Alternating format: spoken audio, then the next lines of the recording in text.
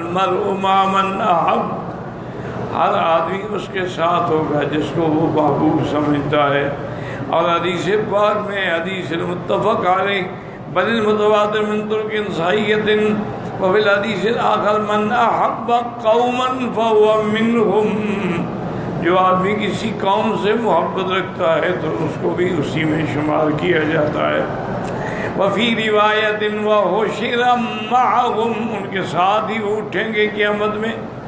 وقال الامام احمد حدثنا وکیع عن شریک عن عاصم عن ابی وائل عن جریر رضی اللہ تعالی عنہ قال قال رسول اللہ المہاجرون والانصار بعضهم اولیاء بعض، مہاجر اور انصار ایک دوسرے کے ولی ہیں، ایک دوسرے کے وارث ہیں۔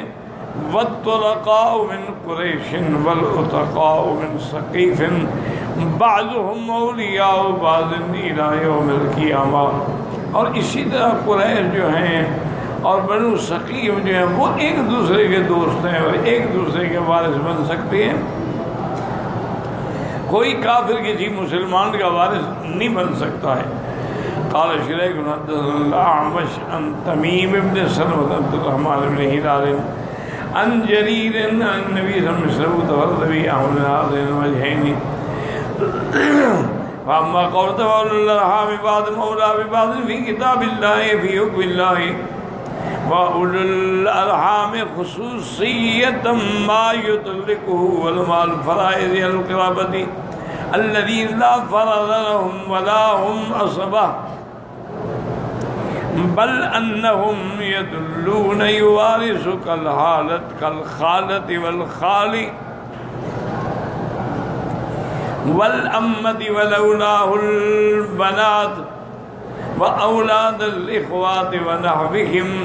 اس کے بعد اللہ نے فرمایا کہ الارحام اصل میں ہوتے ہیں تین قسمیں ہیں، یاد رکھ لیں، اصحاب الفرائض، اس کے بعد عصبات، اس کے بعد ارحام۔ تو اگر یعنی عصبات نہیں ہوں گے تو پھر الارحام کو ملے گا۔ فی کتاب اللہ مانا اللہ کے حکم میں، اولو الارحام خصوصیت ما یطلقہ ما یطلق المال فضل القرابۃ الذین لا فضل لهم، اولو الارحام ان کو کہتے ہیں